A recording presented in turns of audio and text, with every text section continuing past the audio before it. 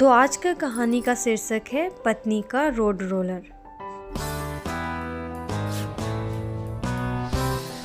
जगतपुर गांव में संग्राम सिंह की टायर पंचर जोड़ने की दुकान थी। उसकी दुकान घर से 5 किलोमीटर दूर थी। वो रोजाना सुबह साइकिल से दुकान पर जाता, दिन भर काम करता और शाम को वापस आ जाता। उसका एक बेटा था, शिवा। वैसे तो शिवा कॉलेज में पढ़ रहा था, लेकिन उसका पढ़ाई में बिल्कुल भी मन नहीं लगता था। अपने आवारा दोस्तों के साथ गांव में घूमता रहता।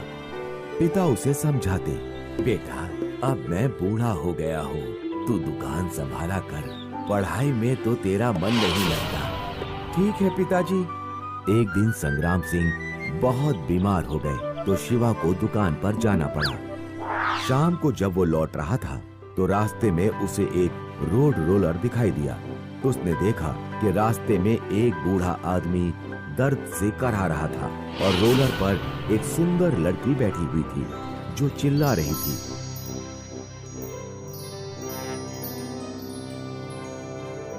शिवा रुकता है और अपने थैले से बोतल निकालकर उस आदमी को पानी पिलाता है। क्या हुआ आपको? सुनो बेटा, मुझे दिल का दौरा पड़ा है। रोलर पे जो तुम देख रहे हो वो मेरी बेटी है। मैं अपनी बेटी और रोलर तुम्हें सौंप रहा हूँ, लेकिन ये बात याद रहे कि मेरी बेटी के ऊपर एक श्राप है। कैसा श्राप? वो केवल रात में ही रोड रोलर से उतर सकती है। अगर वो दिन में उतरी तो मर जाएगी। इतना कहकर वो बूढ़ा आदमी मर जाता है। पहले तो शिवा सोचता है कि कहां से मैंने ये मुसीबत मोल ले ली, लेकिन वो लड़की की सुंदरता को देखकर खुश हो जाता है। वो मन में सोचता है, इतनी सुंदर लड़की तो मुझे अपने गांव में कभी नहीं मिलेगी। वो रोलर पर बैठकर लड़की के साथ अपने घर पहुंचता है। घर पहुंचकर रोलर से उतरता है और लड़की को उतारने के लिए हाथ बढ़ाता है। रुको, पहले सूरज डूब जाने दो, वरना धरती पे पैर रखते ही मैं मर जाऊंगी।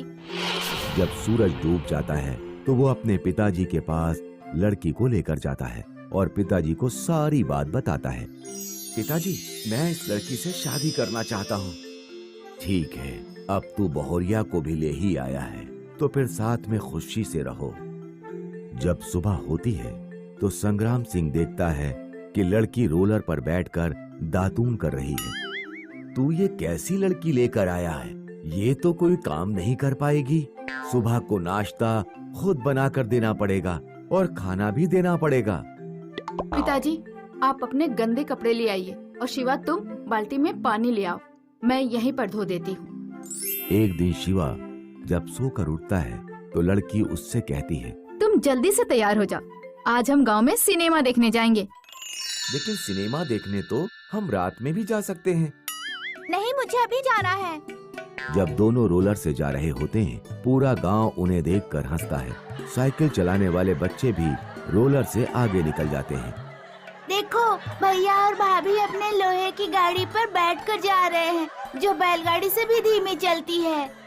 रोलर से तो हम रात तक भी नहीं पहुंच पाएंगे।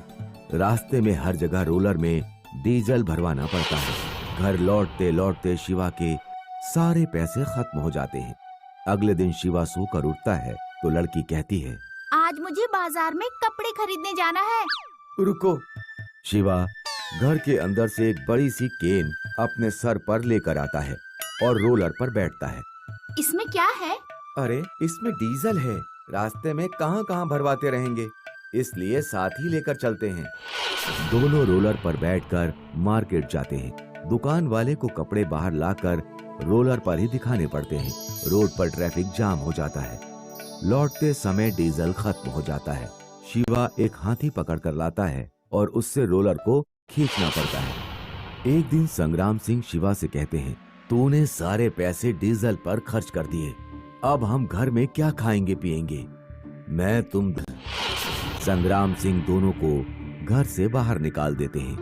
अब क्या करें, मेरी तो कुछ समझ में नहीं आ रहा है। ना तो हमारे पास रहने की जगह है और ना ही खाने को कुछ है। ठंडे दिमाग से काम लो। तुम ऐसा करो, गांव के रोड डालने वाले ठेकेदार से जाकर बात करो। उससे कहना कि मेरे पास रोड रोलर भी है और उसका ड्राइवर भी। वो हमें कितने पैसे दे देगा? शिवा जाकर ठेकेदार से बात करता है। अरे तुम बिल्कुल सही समय पर आए हो। मुझे इस समय एक रोड रोलर और उसके ड्राइवर की बहुत जरूरत है। मैं तुम्हें मुंह मांगी कीमत दूंगा। शिवा खुश होकर लौटता है और लड़की को सारी बातें बताता है।